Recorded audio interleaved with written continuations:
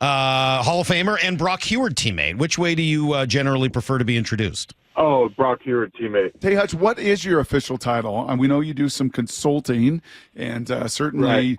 John Schneider referenced your name a multitude of times, and we'll get into that with some of these linemen. Do you consult for a lot of teams, or are you full-time kind of consulting with the Seahawks? How does that work? No, it's just Seattle. What does that look like? What is the consultant role? It's kind of, yeah, I kind of get the best of both worlds. These, I don't know how many, like, scouts, the area scouts and our college scouts. I mean, that's a grind. These guys really work their tails off, especially when it gets into the fall camp and over the course of the fall. These guys are on the road so much, spending multiple nights a month, in rental cars and staying in like little campus hotels that aren't the most luxurious and scouting these guys and getting all this info. Fortunately, I don't have to do that as much. So in the fall, typically, living down here in Nashville, I'm pretty close to SEC country. Not as close, but easy access to Big Ten country. So I get to see a lot of the top players at the offensive line position naturally in the fall. But for me, for the most part, my really the time for me it starts is when the All-Star game season starts. So in January comes around, I'll go to the East-West game in Frisco. I'll go to the Senior Bowl, followed by the Combine. I'm up in Seattle for the draft meetings, the kickoff draft meetings in February, and we kind of just start putting the board together. And then I'm back up for the draft. In the spring, I'll do some, this year I didn't do any pro days, but I'll do some pro days or some private workout, visits for guys that we've identified might have the guys that we might want to target. And then back up for the draft, which I just was and left a couple days ago. So with all that, why Grey Zabel at pick 18? Well, I think, when Coach McDonald got in, he made it clear he wanted to put an emphasis back on, physicality, run game. I think he wanted to take what he was accustomed to in Baltimore, playing great defense, being physical up front, all that whole aspect of kind of old school football.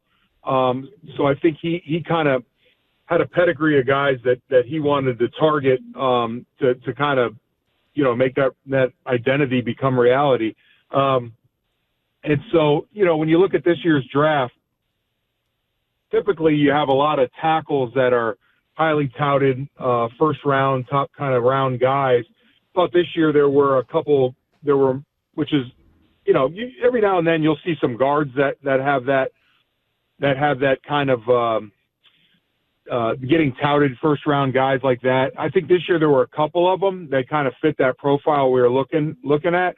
And Grey was one of those guys that we spent some time with at the Senior Bowl. Had a great week of practice down there. You turn on his fall tape. Everything he shows on tape is what we were looking for. Finishing down the field, playing with a mean streak, and he was a guy that we thought would be a good tone setter in that room. Well, because I was telling Salk before you jumped on, there were those of us that were on the JV team trying to do the Seattle Times crossword in the locker room, and then there was Hutch, who followed in the footsteps of Pete Kendall, and they were the New York Times crossword guys. So I feel like as a New York Times crossword guy, I can present this hypothetical to you, Hutch. And that is, you mentioned the Big Ten and the SEC, 26 of 32 first-round picks. 26 of 32 came from the Big Ten or the SEC. One came from the Missouri Valley Conference. That was North Dakota State's Grey Zabel. I am curious, if Grey did not have that week down in Mobile at the Senior Bowl going toe-to-toe against all of those dudes from the Big Ten and the SEC, do you think he still lands at number 18? Yeah, that's a good question. I mean, I think that's one of the things that everybody was curious to see. I mean, when you talk about North Dakota State, it is an FCS school, right? But if you look at the just the linemen that have come out of there in the last 5-7 years. Cody Mock, Volston that came out a couple years ago, or Volmer, sorry, these guys are having success in the league. So I think the narrative of, the FCS school just labeling them as they can't handle this type of competition, I think that's, for this school in particular, I think it's debunked. But yeah, I mean, to answer your question, we went down there. Everybody knows the big name guys from the big name schools that are lining up down there in the Senior Bowl. And when this guy comes out there and, more than holds his own, I think it just verified what a lot of scouts and teams already thought they knew. Is you got to see it in person. What makes him a guard and not a center or a tackle, or what makes him a left guard or right guard? How do we decide what he is? I think in this particular case, I think he can do it all. Honestly, he played tackle for the majority of his career at NDSU. Had some guard in there.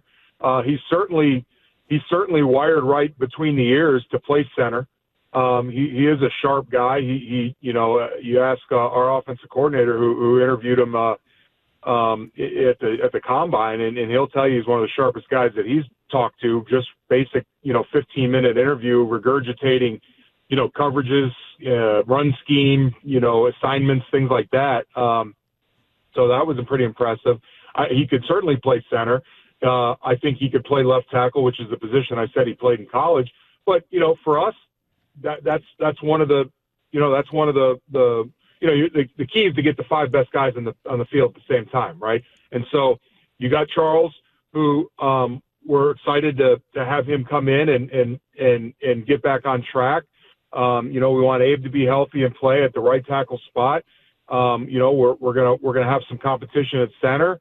We're gonna have some competition at right guard, and I think this is a guy that they think will just stick him in there next to Charles, and let's let the two of them grow and work together. And that was the first thought. Not to say that anything is set in stone, because you got to get through camp and see again what the combination of 5 and where they are at that makes the most sense. But I think that's just kind of where we designated them to start. When you look at the various guys you said that will be kind of competing for those center and right guard spots, a lot of them have been with the team before. Based on the switch to a different system, different offensive line coach, more of this outside zone scheme, et cetera, which of the current guys that are still on the team, do you think have an opportunity to really grow the most this season and benefit from a new scheme? Yeah, I mean, I think all of them do, right? I mean, we brought 3 guys in that are guys that have the pedigree, that are just coming out to work and compete, right? And they're going to fight their tails off to make this team and make this team better. And I think, we got to see him in spurts last year. Christian Haynes, our draft pick last year out of UConn, I think he's going to flourish in this environment. He's a year, got the rookie year under his belt, kind of knows the terrain now, knows what's going to be asked of him. I think Olu's another guy. AB is a guy that that's been around a couple years, and I think he's starting to kind of figure out what this league's about. Jalen had some success when he went in last year. I mean, he's another NDSU guy, former roommate of Gray. They're going to have obviously a tight relationship. He's going to feel more comfortable with another presence in the room that he knows. I think all these young guys you're going to see them kind of step it up. I think the competition in that room is going to be exactly what this team needs. Hall of Famer, former Seahawk, now consultant for the Hawks, Steve Hutchinson here with us. I'm curious, Hutch, how big a deal someone being verbal is. So we had Gray on for 15 minutes. It was hilarious. He was so fun to talk to. And you could see, we're like, wow, I bet you guys gravitate to that dude, because he is just a great talker. You mentioned some of those names, AB, Charles, Abe, not necessarily known to be the most verbose guys. How important is it to have somebody in that room like a Tobeck, like a Jeff Saturday that I was around, to just have those verbal skills? Well, I think you hit it on the head, bro. I mean, you knew what our room was about 25 years ago. You had a Walt that didn't say a word. You know, I was younger. You know, Big Mac and at the right tackle spot was, you know, he doing his thing, and Chris Gray. And so you need that toe back. You need a guy that kind of holds court and brings everybody together. If everybody's kind of mimish and doesn't say a lot, you know, I don't think there's anything to get anybody's personality out. So when you have a guy that can kind of touch everybody in a way that kind of brings out their personality, I think that's a huge thing. You know, so much of the scouting and everything that goes into it is you're looking at tangible traits and like athleticism and things. And for this position group, there's so many intangibles that go along with it, right? I mean, there's really, it truly is. There's a lot of cliches in football, one of which is, you know, you hear offensive linemen are, you know, 5 is 1. You never heard that before. Like, well, it is true. Like, it is really the only group where if one guy messes up, it kind of screws up the rest of the guys. So the more that those guys can be on the same page and anticipate what each other's doing and what they're thinking and communicating, it's just going to make the team that much better. Hey, last 2 quick things for you here, Hutch. Do you remember your first minicamp going up against John Randall without pads? How was that? Yeah, that was awful. I think I remember telling we were walking off the field. We were walking off the field from practice, and I told Gil Haskell, our offense coordinator, I said, I'm going to be the first round pick in the history of the NFL to get cut after the first minicamp. You know, but that's the kind of competition I'm talking about. I mean, anybody out there knows John Randall. I mean, he went the same speed in a mini camp in April that he did in a fall camp in August that he did to, you know, week 2 Sunday. Like he had one speed, and it was the same in practice as the same in games.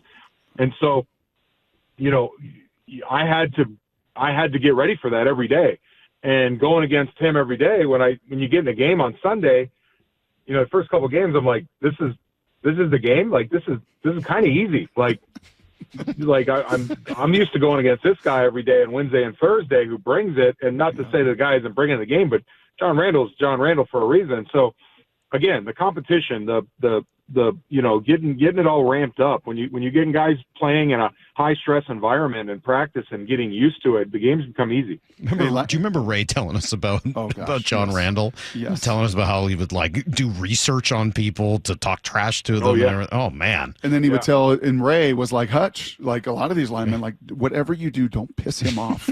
Okay, don't you get him any matter. I don't need anything more to deal with. Hey, last thing, we've heard this move people. Right? John's talked about it. Mike McDonald talked about it. We got to be able to move people. You mentioned Mike's past in Baltimore. Maybe nobody better the last decade and a half of moving people at the line of scrimmage. I can talk about it. Others can talk about it. When someone's done it at a Hall of Fame level, like you and Walt did it especially, how does this line, all these new pieces in this new scheme, how do they go about doing that well? Yeah, I mean, it starts with, you know, like everything, technique, right? I mean, you know, we feel like we've got a veteran, proven offensive line coach and JB coming in here, most recently out of New Orleans.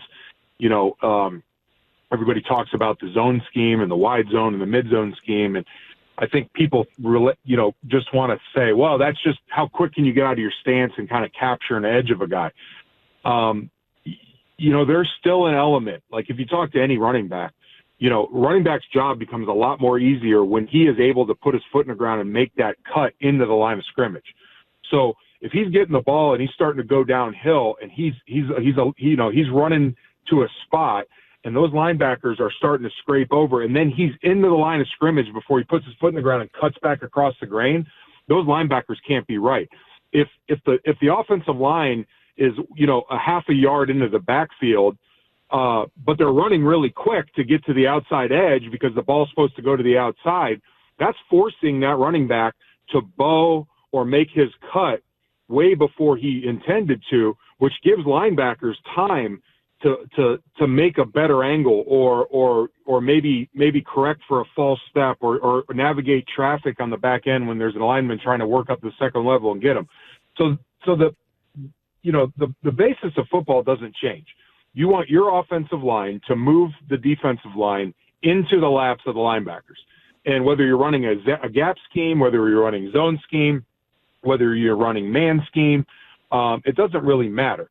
The angles change with the zone, zone scheme for the most part, but you're still moving those guys off that spot that they started, and that's huge. So you gotta come off. You gotta have your feet under you. You gotta get your feet in the ground. You gotta come off, with low pad level. Leverage always wins, and you gotta be able to finish and be athletic enough to stay on guys when they try to shed you. So it's still football. I think a lot of people just assume the zone scheme is, hey, just run sideways and kind of capture an angle. That's not really what you want to do. So it hasn't changed. As you were, I know, helping out the Seahawks, I know you're mostly helping them with offensive line stuff. Did they show you any Jalen Milroe, and did it remind you of your time with Brock at all? Did you find that film was similar? I did see a lot of similarities there. Yeah. I see that. I did. That's actually the first person I thought of. Especially when he was able to, get out of like 5 potential sacks in one play and then run around and then sprint for 60 yards or something like that. That's what I thought was Brock Huard. How cool is that kid? That kid's gonna be kind of fun to watch, huh?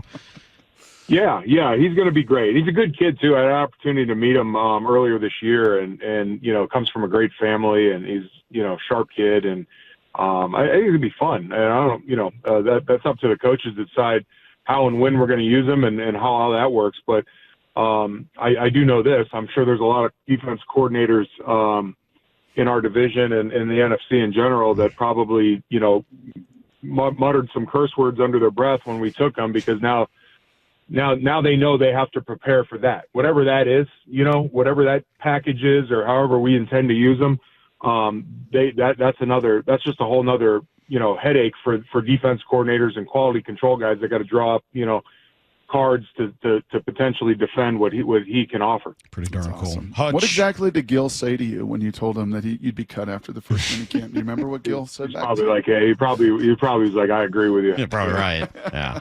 Listen, we find a different matchup for you tomorrow. Hutch, thanks so much. We appreciate it. We're excited about Grey, excited about the future of this offensive line and the team and everything else. Thank you so much. We appreciate the conversation. Yeah, it was my pleasure. You guys have a good one. All right, there you go. There's Steve Hutchinson, the Hall of Famer, and some really